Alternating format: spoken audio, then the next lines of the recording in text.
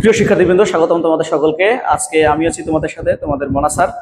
আজকে আলোচনা করব পদার্থবিজ্ঞান প্রথম পত্রের দশম অধ্যায় আদর্শ গ্যাস এবং গ্যাসের গতিতত্ত্বের একটি গুরুত্বপূর্ণ টপিক, আদর্শ গ্যাসের চাপের রাশিমালা।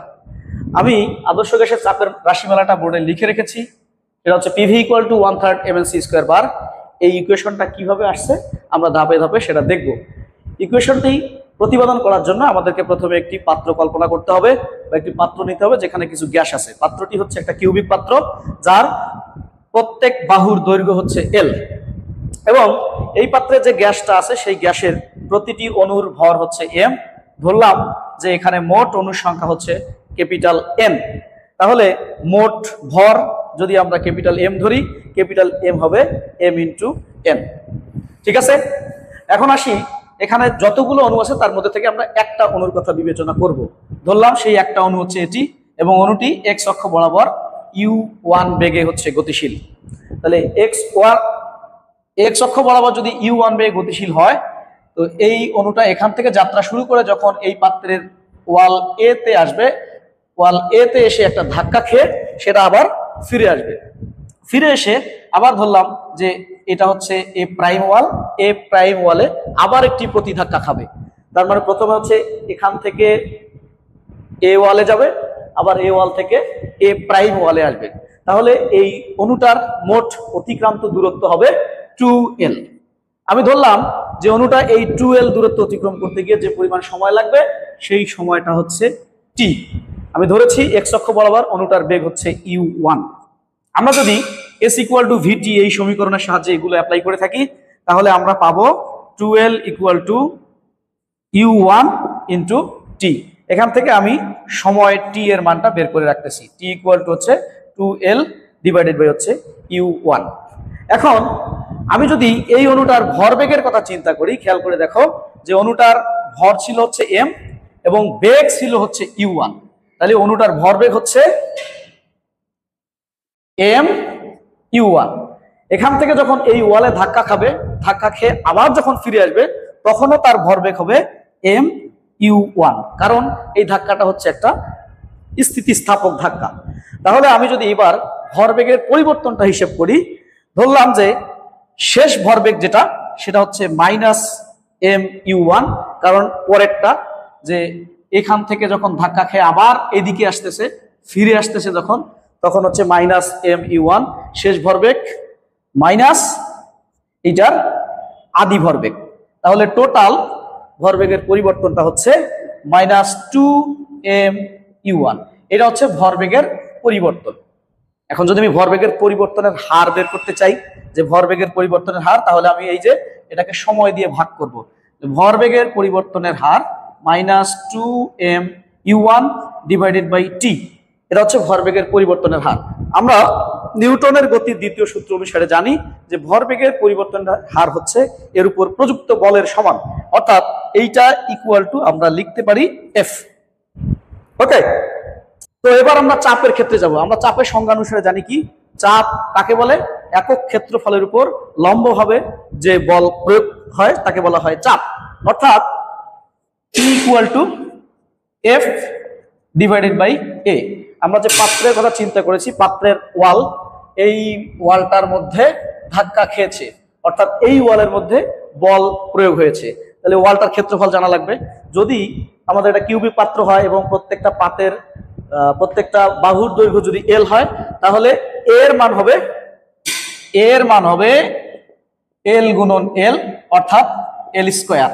তাহলে আমরা এখান থেকে এফ ইকুয়াল টু লিখতে পারি -2m u1, এল এর মান হচ্ছে এল স্কোয়ার, আর এখানে আগের থেকে একটা টি ছিল, সাথে হচ্ছে টি। টি এর মান আমি বের করে রেখেছি এখানে, যে 2l ডিভাইডেড বাই u1, অর্থাৎ p ইকুয়াল টু আমরা লিখতে পারবো -2m u1 divided by l square. T এর মান হচ্ছে 2l ডিভাইডেড বাই u1। যেহেতু টিটা নিচে ছিল, আমি একবারে এটা বসাচ্ছি, উল্টাই দিচ্ছি, এখানে হবে 2l আর উপরে যাবে u1। দেখো বুঝছো কিনা। এবার এই 2 এবং এই 2 কাটাকাটি যাবে, এখান থেকে p ইকুয়াল টু আমি লিখতে পারবো minus M U one square divided by L cube.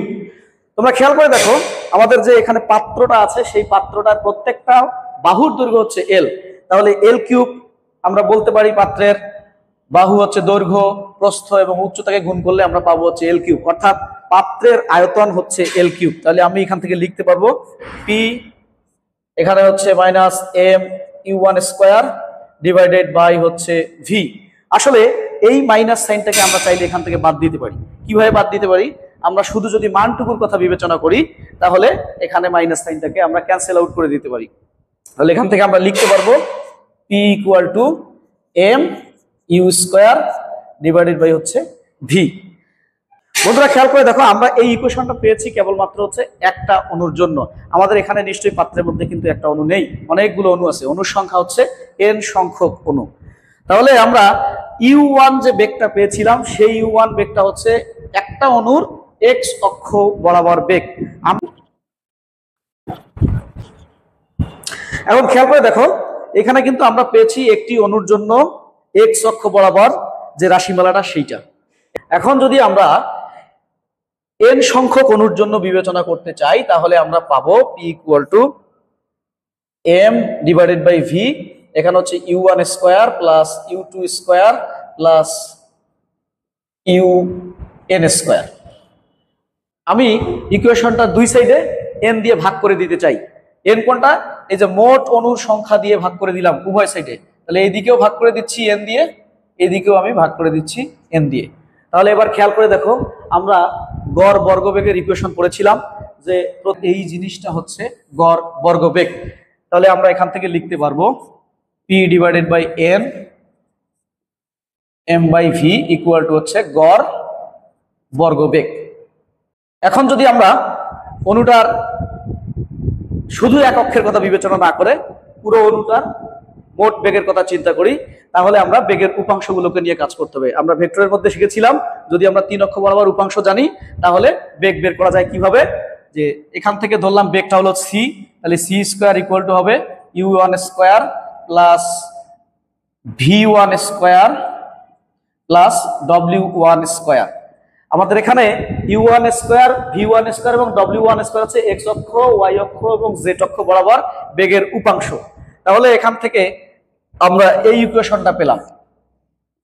এখন আমরা যদি এখানে গ্যাসের কথা বিবেচনা করি তাহলে গ্যাসের জন্য আমাদেরকে মনে রাখতে হবে গ্যাসগুলো হচ্ছে র্যান্ডমলি মুভমেন্ট করে এবং র্যান্ডমলি মুভমেন্ট করতে গেলে গ্যাসের প্রত্যেকটা অক্ষ বরাবর বেগের উপাংশগুলোর মান সমান হয়, অর্থাৎ ইউ ওয়ান ভি ওয়ান এবং ডব্লিউ ওয়ান এই জিনিসগুলোর মান হচ্ছে সমান।